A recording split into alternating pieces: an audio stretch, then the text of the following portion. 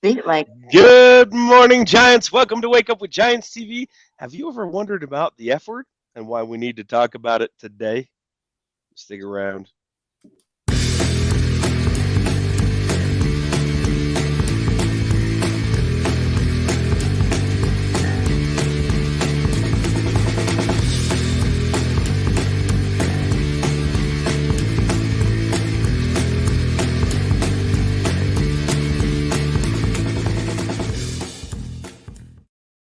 Good morning, Giants. Welcome to Wake Up with Giants TV. I'm Ryan Morris, and as always, I'm here with your host, Nicholas T. Smith, the author of The Giants and the Smalls.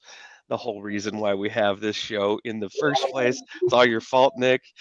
If you hi. haven't followed us on Facebook, A Tribe of Giants, if you're joining us on YouTube, hit the subscribe button and the alert button so you know when we go live every single dang time so you don't miss a single episode. And if you have missed an episode, because we've done a lot of them, just go back and look at them all. It'll just take you about, I don't know, a year or two. Or 300. Your Yeah, I mean, downtime, it's a you know, lot. it's no big deal. You know what? We've got some amazing things going on right now. We have our SG groups. You can go to giantsandsmalls.com, most likely, right, Nick, and sign up for the SG groups. Correct. Yep. You can check out how this whole thing got started on giantsandsmalls.com. You can go to A Tribe of Giants on Facebook, like I said, and you can see some of the postings there, but mostly that's for support and friends and amazingness. It's awesome. And we have a retreat coming up. Ooh. I think it's June 17th and 18th with Garth Brooks. It's just Garth Ooh. Brooks and us and a bunch of giants. It's So kind of a that's big deal, you know? Yeah. Giants are a big Course. deal. Yeah. That's a big deal. Giants We're are a we're big excited deal. to hang out with our giant friends. Yeah. Garth Brooks, whatever. The rest of them, amazing. No, Garth Brooks is awesome. So, what else do we got, Nick? That I Well, Hugh's bringing probably up missed. The Art of Oh, Accomplishment. Yeah, that's a great book. That was my first published book back in the day when I was a wee toddler. he's like 8. He wrote it. When I was in my pull-ups, I wrote that one. Wow. Yeah. Hello, Good sir. morning, Dennis. Thank That's you. it. That's it right now. We have a Stretch Revolution coming up too. Well, not coming up. It's already active. So if you're not a part of Stretch Revolution, that is over 84 daily emails designed to get you to grow into your giant potential. Just a killer program. We've spent thousands of dollars creating this thing. And Ryan, don't kill me for this. We're giving it to you for $97, dude. It's ridiculous on the pricing, how much value is in there. So make sure you sign up for that as well. I think that's enough advertising, man. We've we've done pretty good. It's more than we usually ever do. Yeah. We almost need to do this.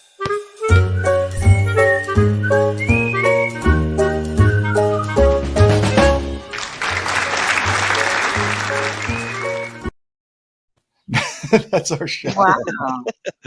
I'd Well, like to shout out Nick Smith for all of the ads. Yeah, right. Let's get into our guest. Let's start the story. Let's figure out what makes her tick, shall we? Yeah. Oh man, on live, wake up with the Giants TV. Are you sure you Yeah, want to do that? I do. Let me introduce you a little bit. We've got Portia Franklin. She's an emerging Yay. internet personality, sort of, whose career is based on facing the nasty little thing we don't talk about enough, and that's the F word and everything in between. So the F word is not what you think. So a No, little it bit isn't. about Portia. She's her background experience is a fusion of training, hiring, research, marketing, focus group recruiting, market coordinating, and sales. She's also known as Portia the Property Girl, the fun, fearless female, and mom. And she's the author of the best kept secret ebook, which is such a secret she will not tell you. So, and her favorite things are sharing her midlife crisis, humor, stories about babies, marriage, and the shock of all of that beginning after 40, since that is the time when most women are burning through savings and getting plastic surgery. The humor, she began her midlife changing diapers and bottle bartending with overly smart, brilliant babies. And her big project, which she's afraid to share, but we'll hear, is Portia. You didn't even put what it was. I know, because I wanted to have some fun with it. Yeah, well, I guess we're going to find out too. So welcome to the show. Thank you. I'm so honored to be here among some amazing giants. So good to thank have you. you. We, talking of the F word, I guess we're going to dive into that.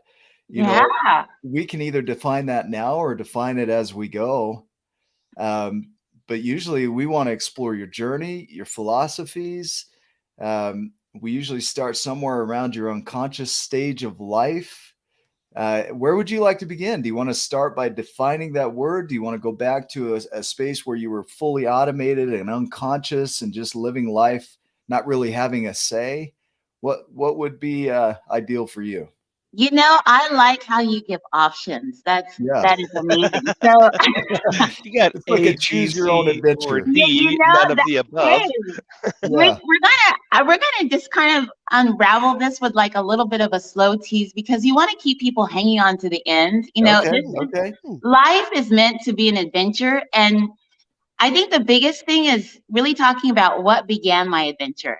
Okay. So let's do that. Yeah, because I started off being a mother at a really it's becoming the new norm maybe, but at an age when most people don't have babies. They're kind of going through this stage of becoming an empty nester.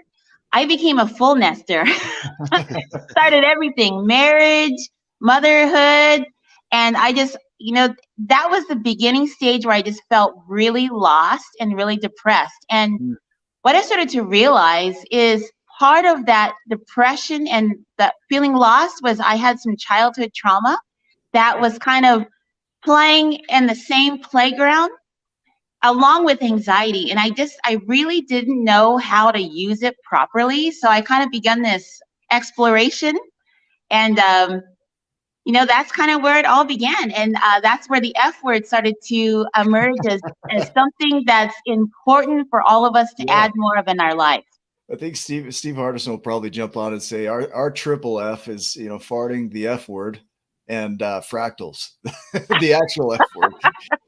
But man, to start your life, when most people are kind of wrapping up a stage, right? You're starting a stage at that phase. And for me personally, I think the F word would come up a lot. Now I've got even curiosity about how you're using the F word, your definition of it. But when you woke up to that, were there a lot of judgments about yourself? Did you step into it from a space of an observer? Like, how did you approach that when you woke up to like, oh man, here we go? Oh my goodness. It was like self-hatred on steroids. There was self-judgments playing in there. There was like, who am I? This kind of experience of really not knowing myself and what I was capable of. I mean, I was just like, I eventually got something I wanted so bad, which was to have children, because I was told I couldn't have them. And then once I didn't know how to handle it. So I was just like, what is the matter with me? So there was a lot of self-judgments in there. Yeah. Did you feel some grief about your life? Did you feel hell yeah. Oh. I mean, heavens, yeah. No, you can swear. Sunday. Hey, it's okay. I mean, if some F words and swearing come out, it will just prepare everybody. It's okay. And that, I think that's the thing.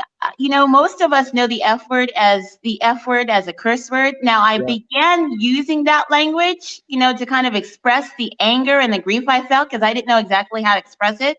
Yeah. But then I realized I had to learn to potty train myself, so I needed to use those words a little differently. Yeah. Which is what the F word signifies, but I'm not going to tell you until the end. We're just going to bend people's minds a little bit. Yeah. So talk about the grief and navigating grief. Here's an understanding and maybe a place to launch from on this is the idea that when we experience loss or a loss of an ideal, maybe we had an idea of what our life should be and we lose that, right? It's not what we thought it should be. Or we compare ourselves to what others are doing and we're not that either, right? So there's a lot of guilt and shame and judgment that come up within that. Can you talk about how you handled that like where that came up, what you were feeling potentially, and then how you navigated that? Is that okay? Oh, absolutely. Um, at first, true full disclosure, I didn't handle it.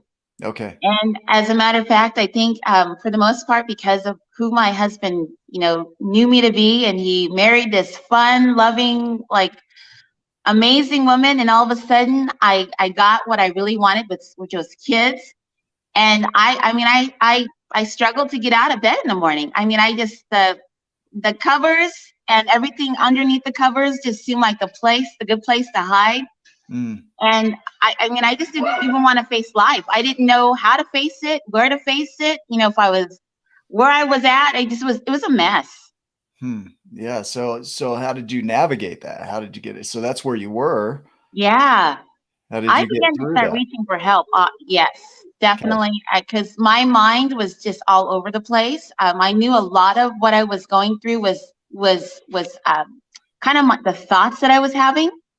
Because prior to being a mom, I immersed myself in places like landmark education, a little bit of Mm. Scientology, and so I knew a lot of what I was struggling with was these thoughts, but I didn't know how to dismantle them and use them properly until I started kind of immersing myself in coaching. And I Yeah. didn't tell my husband at the time because I kind of dabbled a little bit in counseling and coaching. But what I realized is because I was trying to figure out the difference. When I had counseling, I felt like I was wallowing more in self-pity. When I Hmm. had coaching, I felt like I was given direction in what to do with my thoughts and how to anxiously engage in something more purposeful with my thoughts. Mm. So I found there was a distinct difference between the two. Yeah. So can counseling be coaching as well? I mean, is there a version of that when you're diving into the thoughts and you're kind of sitting in it, stewing in it, so to speak, and then navigating out? I mean, was there some of that as well? There could, yeah, I'm sure there was. I just had a realization that I needed something different at a certain point because Yeah. I didn't just need to know that I wasn't alone. I needed to know what to do with what I felt alone with. Okay. Yeah. Yeah. Okay. So you not only a recognition of what's going on, but how to do something about it, right? Yes. Okay, so talk to me a little bit about acceptance. So when you started to realize all these things that you do, how important was acceptance within that? Or was it, from your point of view, did did you accept yourself? And if so, how? How did you do that? That took a long, drawn out process, Okay. honestly, because part of me was also dabbling with an experience that had happened when I was a child, which is why I do more of what I do. Yeah. Because I didn't realize I was going to revisit that place, and what began to happen is I really had more insecurity about my abilities, because I needed to find answers to what happened when I was a child. And just to kind of give the audience a little bit of an understanding, Yeah. when I was younger, we basically had three homes,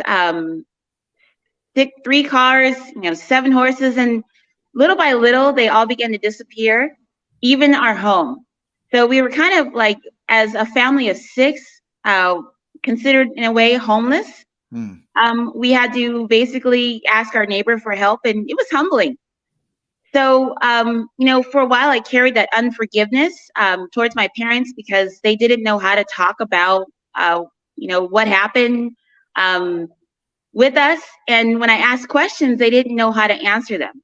Hmm. So when I became a mom, that thought was so kind of it shook me that the possibility of what my parents went through, I could go through. So that was there, on top of the responsibility of raising kids that I didn't know what the heck I was doing. Yeah, yeah. Well, And then I'm married on top of that. I want to weave these together because when you're in development, when you're growing, from age 2 to 25, what's crazy is we develop from age 2 to 25 and we start reaching cognitive decline at age 24. So just as we're peaking development, we Here. start breaking down over time, right? And so during that period, though, during development, it's establishing what are called proto values, values that are foundational to all other values. And so you're creating that based on what you're experiencing, and you're adapting to that. And all Yeah. these, all these things are going on, and they're laying a foundation for everything that follows. Now, the good news is that we're humans and we're adaptable, and our minds are plastic. And so we have the ability to change. But during that time, I mean, it's really important to recognize that all of those things have an impact on what shows up next, right? Absolutely. So when you're looking at 40 years old, or when you're going into that, what would be most people's midlife, you're starting life, right, in a form, you're carrying a lot of those old values with you. And if you haven't done anything to adapt or change them, they're going to show up, right? Is that Absolutely. accurate? Yeah. Yes. And how did that impact things? I mean, going back to those experiences, because we're weaving that in, how did that impact things when you started to kind of wake up like, oh crap, here we go? I mean, I'm asking that question in another form here. Does that Yeah. make sense? And hopefully it does, and hopefully I Okay. answered the question the right way, because this is all about the F word. So we're going to Yeah. unlock that a little bit. So Yeah. we're all having fun together. Yeah. But in a way, what began to really happen is that fear began to kind of take hold of me for a little bit. And because I definitely let all those self judgments in. But the beautiful thing is, during that time, I was meeting some extraordinary people who were up to extraordinary things. And I just decided to kind of explore and have adventure and open up a little bit more. And hopefully I'm answering the question the right way. Yeah, But, you're doing great. sometimes I go off on a tangent and I have fun. Sometimes I don't even remember what I asked. So it's perfect. Sometimes I don't even remember where I'm at.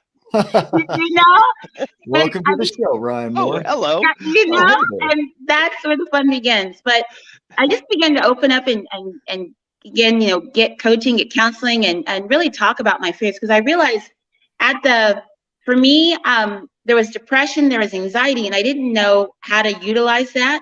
And what I kind of started to do is look at, in Scientology, they teach you about breaking down words. Okay. So I started to break down, if I'm looking at depression, what am I really looking at? I'm looking at the fact that my expression is being pressed down, and I need to open up.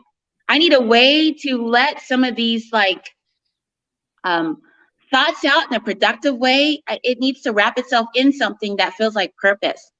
And then, with anxiety, I mean, I had anxiety so bad one time, I thought I was having a heart attack, and I went to the doctor, to the emergency room. And, they did all kinds of tests, and they said, no, you're not having a heart attack. And then I realized what I was having is, the anxiety attack so bad that I couldn't breathe. So what I realized there too, after a while, after talking about it, after finding ways to express, and I actually put groups together just to kind of hold myself accountable to stepping out of this zone of like, I don't want to get out of bed. But what happened is I began to find ways to be engaged with a cause, because for one, I needed to get answers about what happened when we lost our home, and lost actually 3 homes. And 2, I needed to be myself, because I think what I was lost in is everybody else seemed to be doing okay as a mom. And for some reason, I felt like I was silently suffering. So then I started to just put groups together. I started leading a women's networking. And the point of the networking was for everybody to bring purpose to the product they were sharing, to share their brand story, and really kind of help make a difference because of what they went through. Because obviously, what I found for myself is that what began to happen led me on a quest to get answers. And that's actually what problems are. It's a quest to get answers. Yeah, let's play with this for a minute, because I see a pattern. I love looking for the patterns in it. Okay. And so you're struggling. You go through that grief phase, and on the other side of grief, there's always, just a longing, loving. There's a positive impact that comes out of that.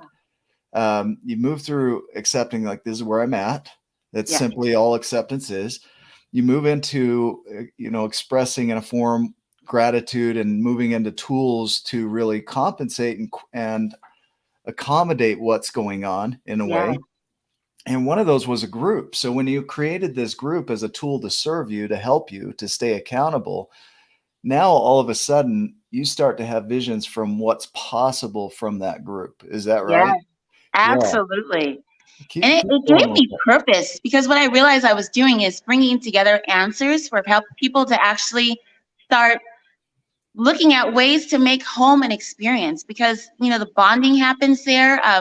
We talk about concerns at our dinner table there. I mean, so when people talked about concerns, naturally I had solutions, not necessarily from me, but from people I knew who were hanging out with me as we networked together and talked about our stories. So it became this reason for me to connect people with people. Yeah. And Yes. Like hitting on that though, it's like if you hadn't gone through the hard part, you wouldn't have even needed to create something to help you to live ah, through that, right?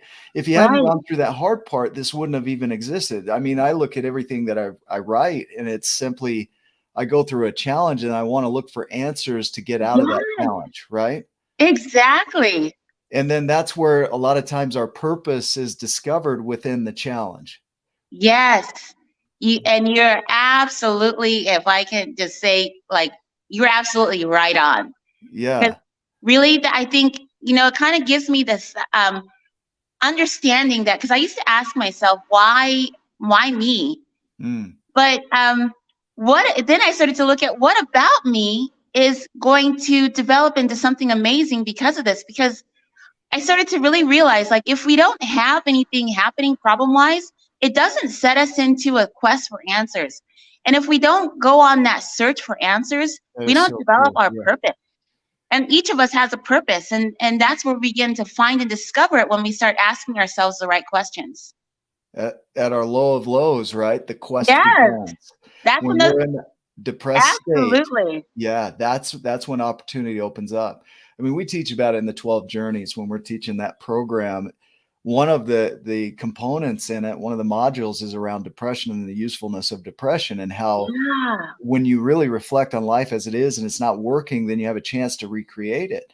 And that's what Yeah. you're talking about here is in that low point, your quest begins. And then from that Yeah. quest, you start to develop and create your purpose, right? You discover who you are and Absolutely. what your mission is here. Yes. And that's. I'm going to definitely share that a little bit as well. But it Yeah. kind of led me on this quest. I did the groups, and then I realized I wanted a little bit more. I really wanted to. But I also had to work on forgiveness with my parents, and Okay. I think the forgiveness really came in kind of a way that I didn't expect it. I was really working and struggling with this forgiveness because I felt that forgiveness meant forgetting everything, and that's Yeah. not the truth. Forgiveness is just having closure about what happened, and at least in my interpretation. So when I began to I went to school for real estate. I found out more about what happened. Um, and of course, my husband's like, you don't go to real estate school and go to 3 different courses to get your license just to find out what happened. I go, yeah, I do. Oh, yeah. Watch And this. yeah, and now I can help other people avoid some of those pitfalls because Yeah. if my mom and my dad knew how to talk about it with me, there would have Mm. been no reason for me to get a real estate license.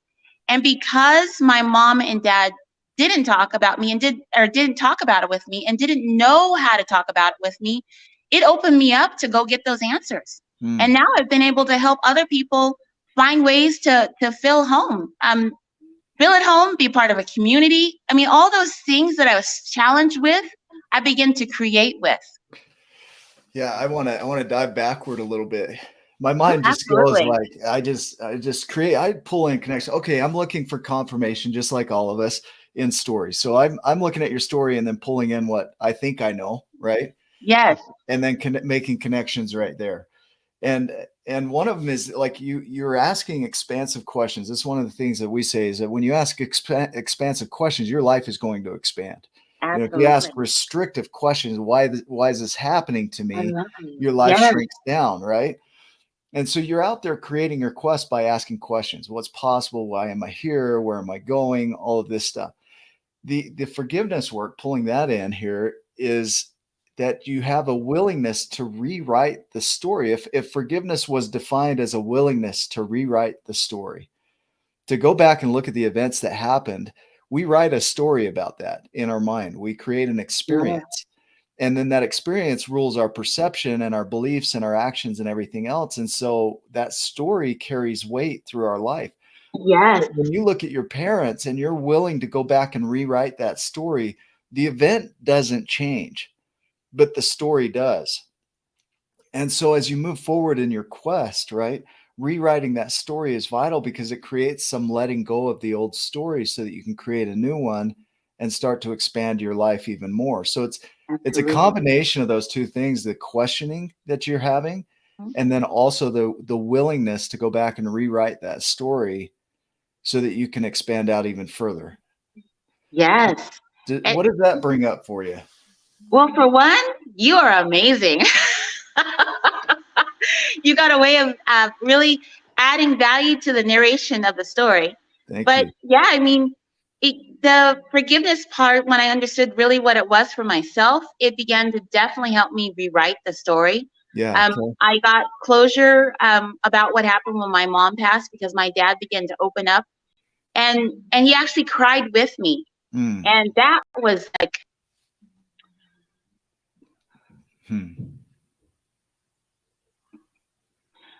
that was a bonding experience I never had with my dad, because he was so busy trying to figure out what to do with all that loss.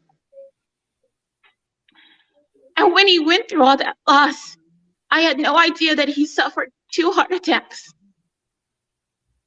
And I assert that he was struggling with self-forgiveness because our whole family suffered with this loss and struggled to find ways to come together really from heart. And but it wasn't until my mom passed, and after I got my license, that I knew how to have the conversation with my dad. And from that came closure, and not only a love for myself, but a love for my dad that I never had before. So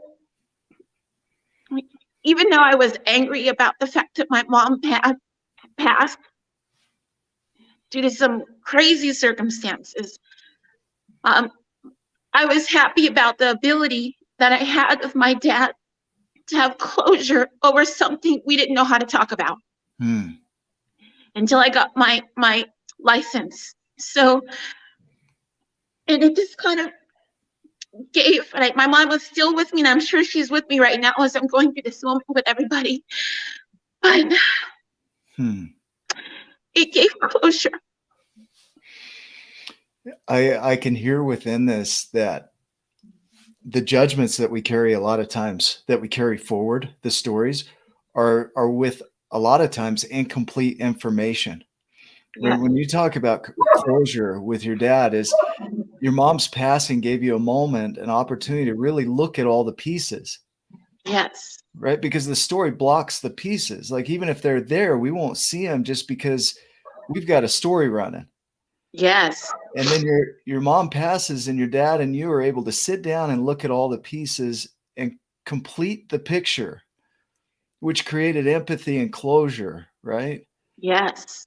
Which allows you to also move forward, because it's amazing how our perceptions just really rule everything. What we think is going on is what shows up in our world. And here you lived an entire lifetime basically with this perception, this story running in your head of this is what's going on. And then you get to sit with your dad. You had no idea that he had heart attacks, right? You had no idea that things were going on behind the scenes.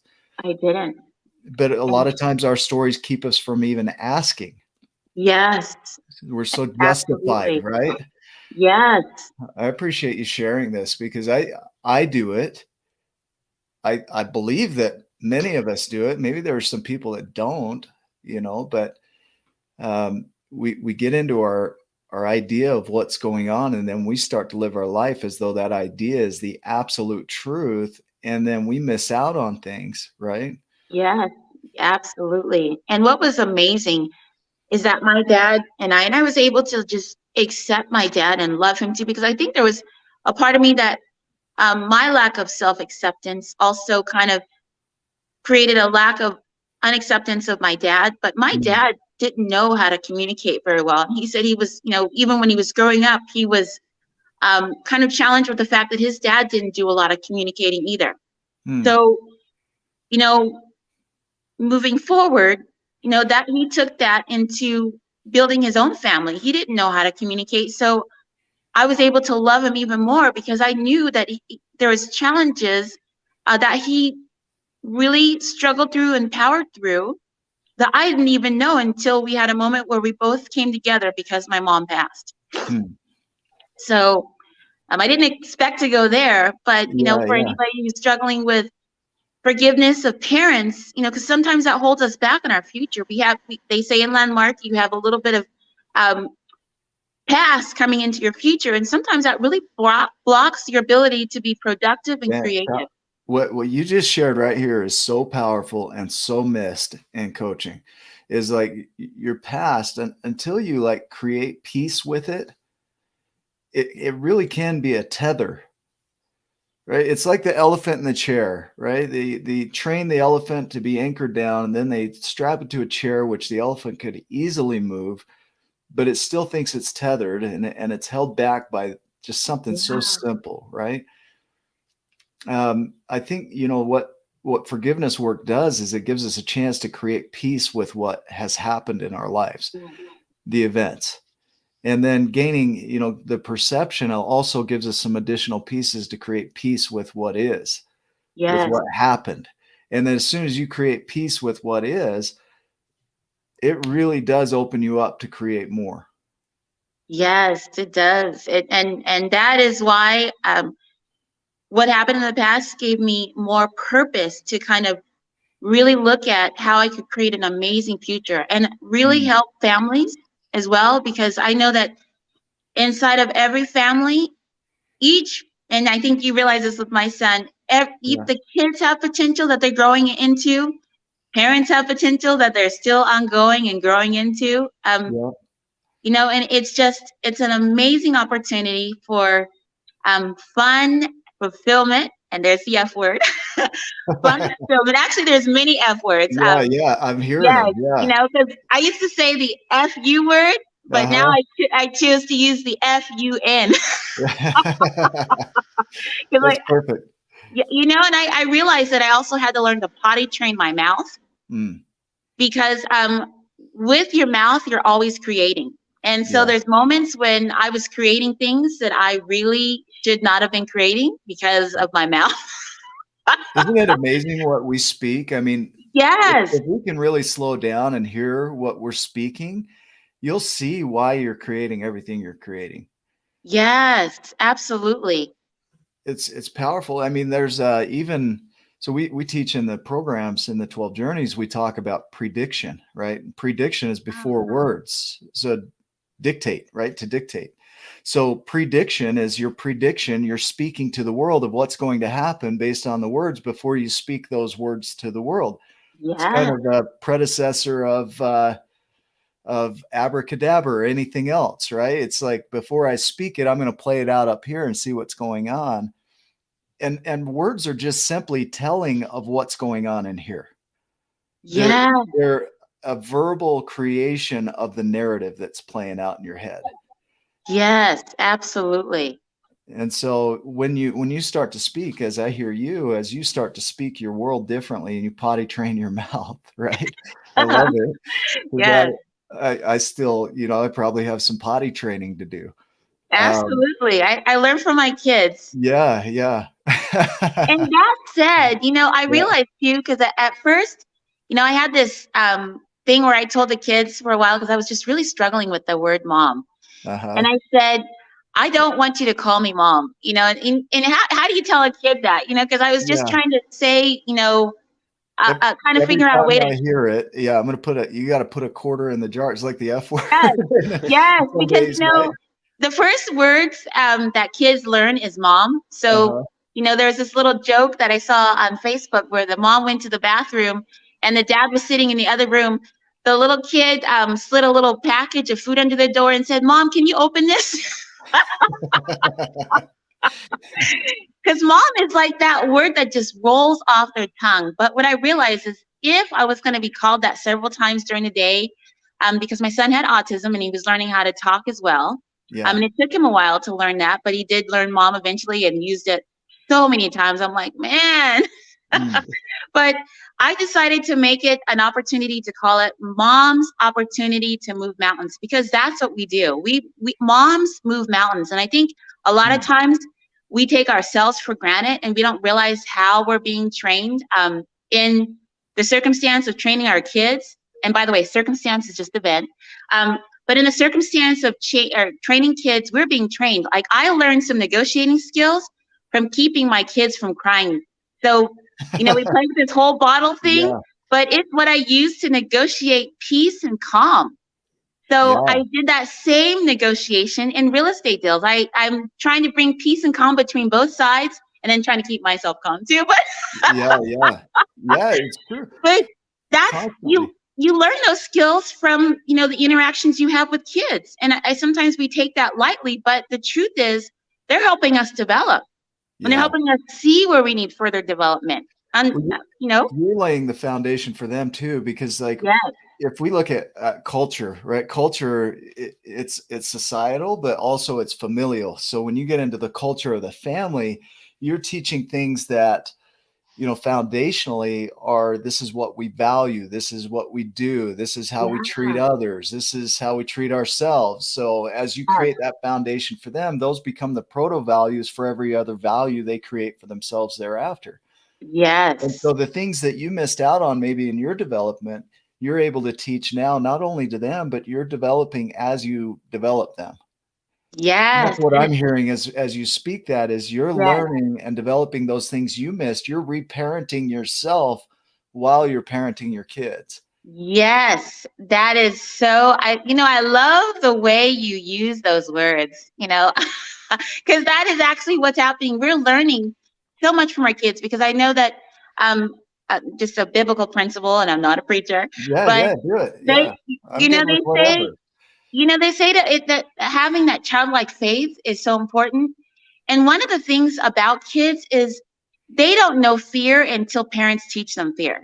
And so it's kind of the same thing with us. If we were to parent ourselves, how many times do we teach ourselves to be afraid of something instead of just going out and have fun, messing up, making some humor, making some jokes? There's the F word. Yeah.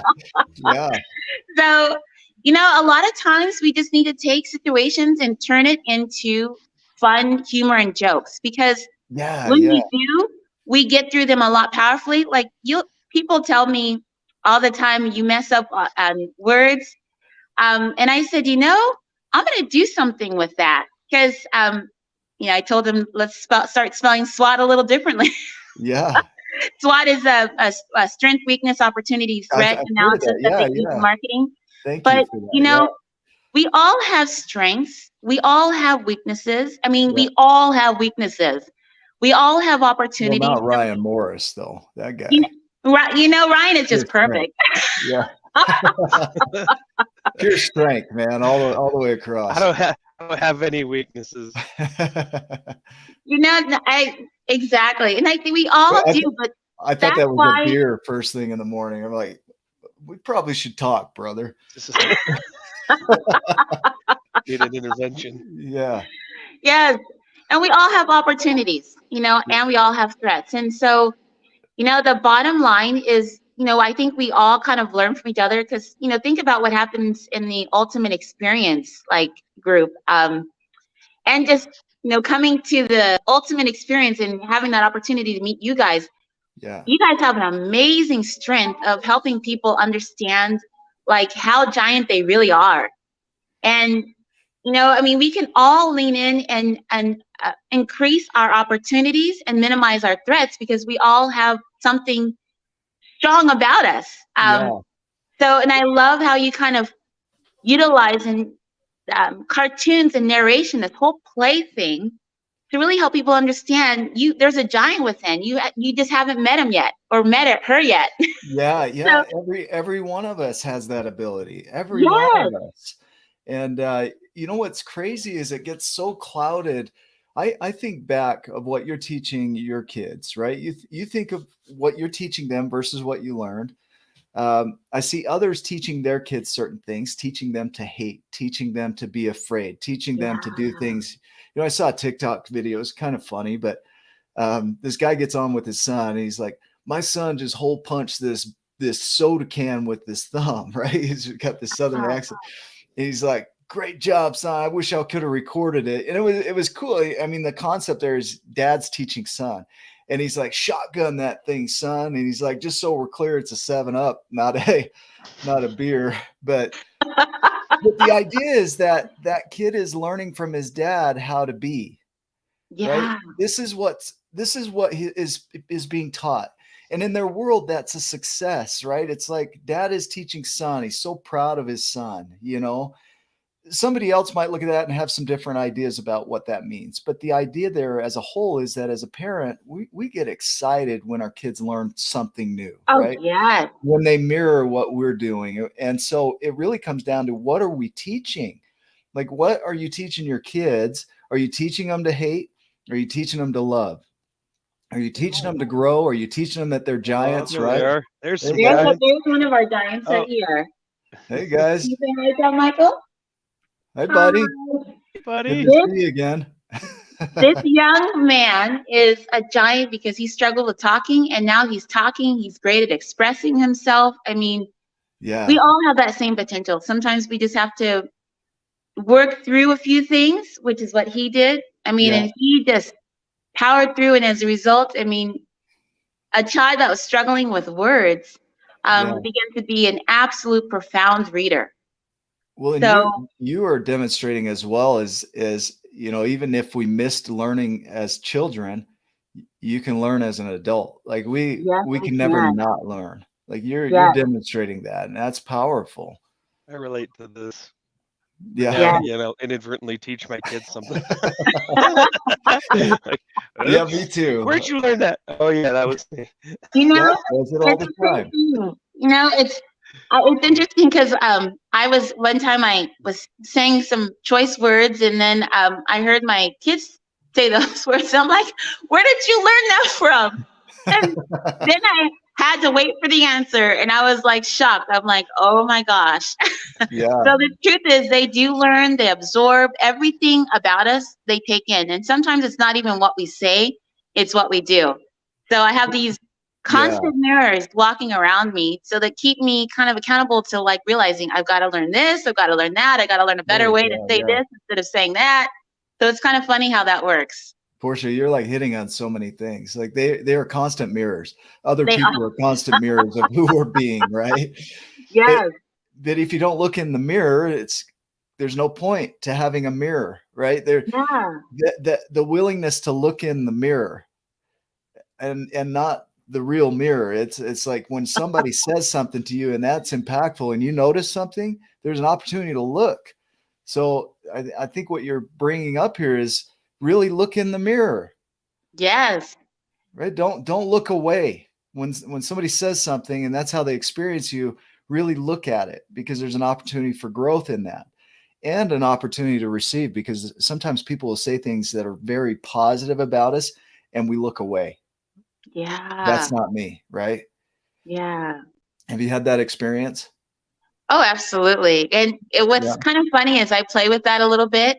Yeah. Because I tell people I'm a piece of work, and then I complete the sentence. I'm a piece of God's workmanship. There you go.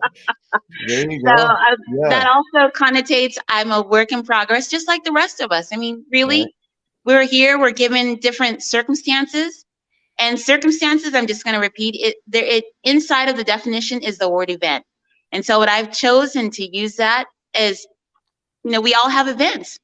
And we get the opportunity to either regress or progress. And really, in all essence, growth it's a choice. So we all can choose to grow, or we can choose to go back and kind of, you know, we have the opportunity to be depressed. We have the opportunity to be anxious. Yeah. But we also have the opportunity to use that, because like you said earlier, depression is really kind of an opportunity for us to look into what needs to change. Yes. What do we need to modify? And even if you look at this whole 2-year thing as a pressure cooker, it actually gave us some answers to what no longer serves us Yeah. and what will serve us. And so in our minds, we get the opportunity to really look at what will serve us now. I mean, the world is changing, the world is opening up to new possibilities and probabilities. But again, we have to go back and ask the right questions. You know, if we look at it, a problem is an opportunity for us to solve it with answers. You know, people use it in math, but it also could be used as a way to solve our life's issues. A Yeah. problem is just an opportunity to discover answers. And if we Yeah. didn't have the problem, we would have no need to discover answers. So, No. I kind of say sometimes we need to be grateful that we've been given certain circumstances. And I'll give an example of that. Yeah. Yeah. My husband, he broke his leg. We were kind of getting into a busy season in real estate. My husband broke his leg, and he was always kind of worried at the nagging thought in his head, like, if something were to happen, could my wife make things happen? And so he literally had to sit on his I won't say the word, for a few months. Yeah. And he had to watch me make things happen. Yeah. And so this question that he had in his mind began to play out as answers, because he saw me close deals. He saw me negotiate. He saw me troubleshoot, problem solve. And he didn't even know that I was capable of that. And actually, truthfully, I didn't know I was either. Yeah. Wow. But at the end of the day, I mean, I problem solved. I closed deals. I worked through challenges. And he had no idea that I was capable of that until he had to sit on his butt and do absolutely nothing but heal. He had no choice. Was there some surrender inside of this for you as well? Like figuring it out? Did you have to surrender some of your ways that you thought it should go about? I learned this is, they say that you train up a child in the way they should go and it will never depart from them. Yeah. I actually learned how to pray. I learned how to be okay with crying, because at the same time, my mom died, and I had this responsibility to keep the reins going with our family, because we had deals that needed to be closed. We had tenants that needed to be worked with. We had a lot of things to deal with. My kids were, going back and forth to summer school, and my daughter, she said something kind of interesting. She mentioned she wanted to hurt herself, and the teachers heard. And I'm like, oh my gosh, God bless America. What else? But I realized inside of that pressure cooker, I actually had an opportunity to use skills that I let lie dormant, because I used to be the queen of sales. I used to be queen of fun. And suddenly I had to go back and use those again. God was giving me an opportunity to utilize those skills at a time that I didn't think I was going to need to use them. Yeah. So this you keep hitting on these points that are so important, right? It's not like you get through this and then you never go back, right? Right. You have developed these skills so that when you go through it again, you can go back through it a lot quicker. Yes. It's not that you're never going to do that. I hear people say pretty frequently, I know better. I shouldn't be where I am right now because I know better. Right. Well, no, thank God that you know what you know so that you can move through this thing faster.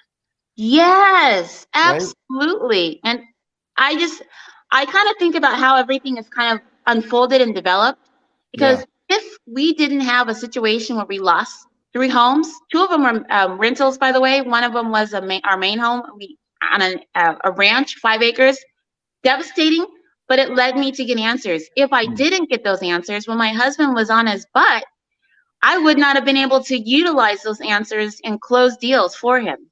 Yeah. Right? Everything built on each other. So we sometimes think of something as trauma or tragedy, but really what it's opening us up to is who we are, because at the end of the day, everyone is asking the same question unintentionally sometimes. Who am I? But the only way to know who you are is to have a situation where you are forced to grow in who you are, because we all have gifts, we all have talents, we all have abilities, and we just need to embrace and be at home with who we are. Because that's how we solve these major problems that come at us, is to know who we are and to use who we are and to be that star in a fun, fulfilling way. The F There word. you go. The F word. There it Yeah. is. Ryan, as you're listening, like what do you think as you hear this pathway, this journey, you know? I'm, I got to meet Portia and Dennis down at the Ultimate Experience, and got to watch you. You gave them a book, and their kids a book, right? And just seeing who they've created themselves to be in real life. Like it's you see it on the screen and in the Ultimate Coach Facebook group, but seeing them in real life, um, just being the most loving, happy. They were exactly who they were on the screen too, just engaged and loving, and you could tell that all of life's circumstances, all of the things that can happen, good, bad, had just made these people into exactly who they are meant to be. Yeah. And there'll Yeah. be more growth. I know because they are like hungry, as Les Brown would say. I'm hungry. They are Yeah. so hungry to have these experiences, and they're not as scared of them anymore. When some stuff happens, they now know who they are, Yeah. Yeah. what to do. They remember, because now that they've been through them, they go, "Oh yeah, I could do this. I'm Portia Franklin. I'm Dennis Franklin. Here we I'm go. the Yeah. fun. I'm Yeah. the queen of fun. The Yeah, F right? word. And So just fun have fun leads with this. to for fun, fulfilling futures for families. Yeah. And family could be your immediate family, or family could be the giant family. It really, it depends up to you. I mean, that's how powerful creation is Yeah. we get to create families and surround ourselves with our family, extended family, and really grow through what we're going through. And I want to kind of open up the box a little bit, because last year, August 21st, I had this idea that I wanted to speak, and I made a mess of trying to figure out how this was all going to work, right? Because COVID had happened, everything had changed, and I was trying to facilitate and get used to technology and meet friends. And I was like, God bless America. Like, how am I going to make this happen?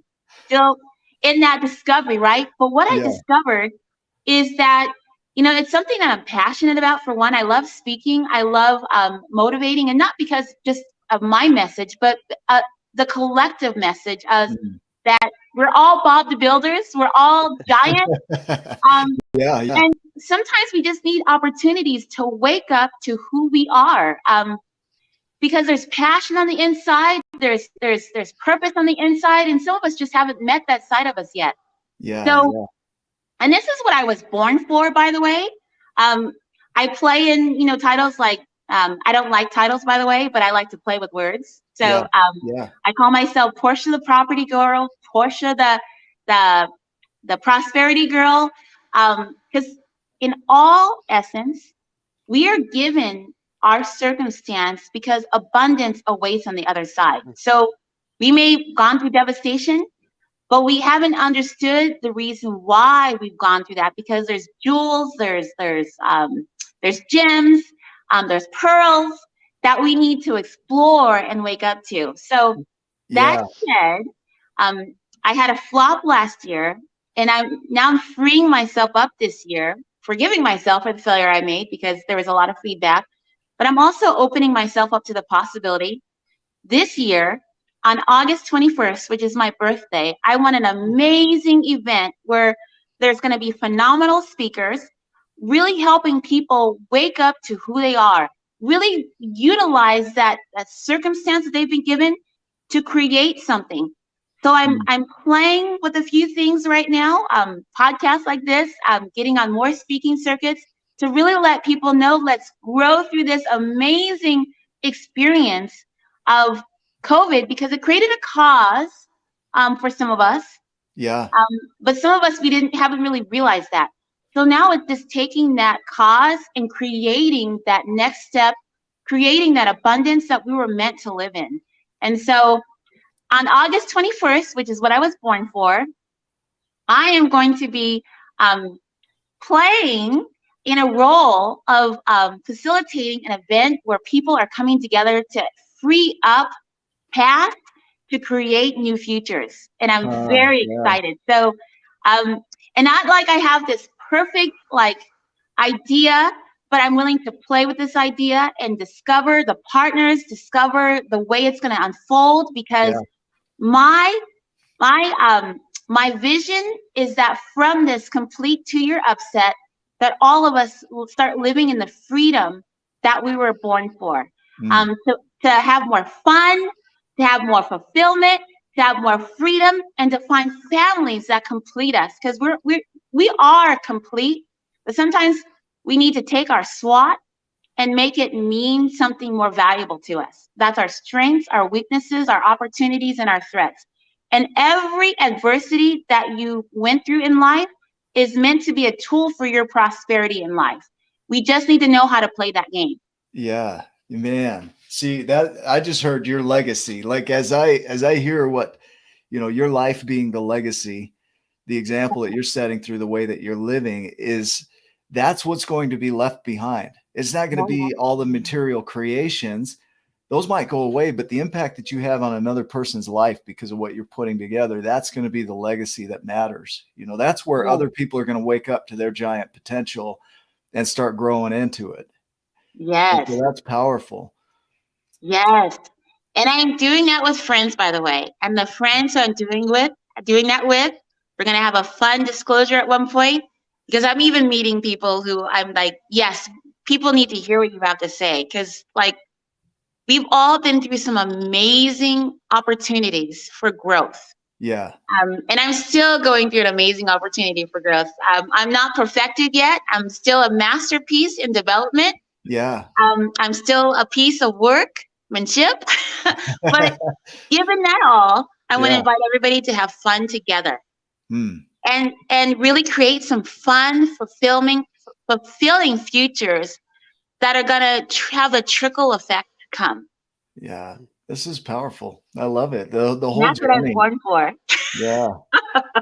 So let me ask you, this is a question we ask everybody, toward the end of our show, is if you were to go back in time and share one piece of wisdom, and I know there could be many, with yourself going all the way back, what would you care or share that you would carry forward to today?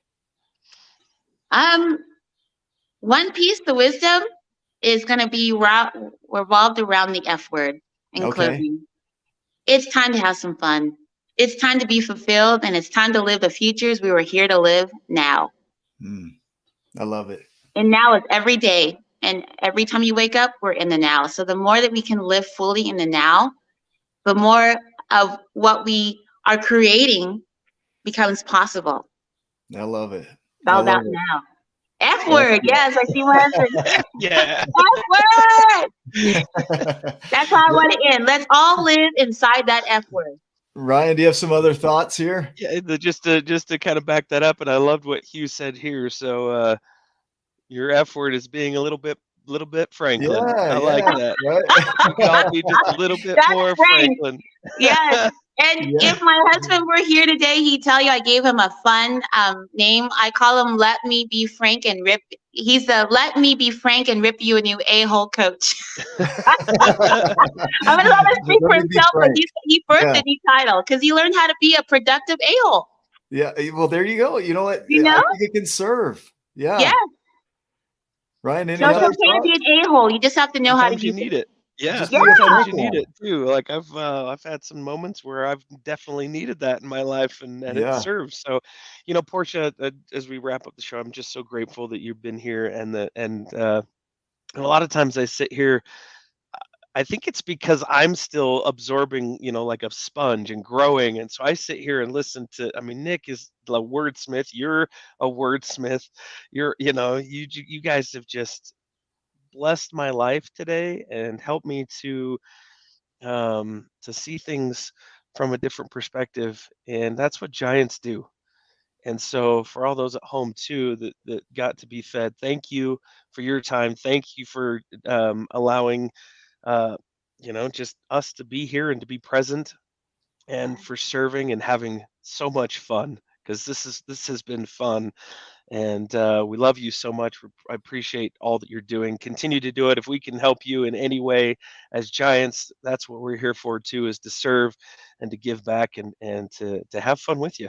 So thank you Yes, so much. absolutely. I It's been love a it. pleasure to be with you guys, and we've truly lived out the F word today. Thank you. For everybody that's watching, not for everybody that's watching, for you, um, because you, the person I'm talking to right now, you know who you are. Um, I hope you'll go back through and see yourself in Portia's journey, because what we try and highlight here are the 12 journeys that we talk about: the unconsciousness, the awareness, the grief, the acceptance, gratitude, the feeling good and empowerment. Like, we want to have you see that in Portia's journey. And then going through uncertainty and vision and surrender and nurture and the abundance of the world that's already around you, to see that in her journey as well, so that you can see what's possible for you. That's why we do this. And then the legacy, the 12th and final journey, is the legacy journey, which, Portia, you've created and given an example of how you can create a legacy. And so that's what we try and highlight in every show. So if you go back all the way through all the episodes, you'll see that pathway throughout, as an example, not of sharing what we know, but of you seeing you inside of everybody's journey, so that you can see what's possible for you, right? And Yeah, so that's why we do what we do. So you that I'm talking to right now, this is a reminder for you to go do that, to see yourself in Portia's journey, because that's available to you too. And so as we wrap up here, just remember, you're exactly where you're supposed to be. You're right on time. You're doing what you should be doing. Look for learning, look for the mirrors, and look in the reflection and see what you can learn for yourself and grow from that. That's what's possible. So we yeah. love you. We appreciate you. Thanks for being on. Go make it a giant day, and we'll see you in the next video. Love you Awesome. too. Love you guys. Cheers to the F word.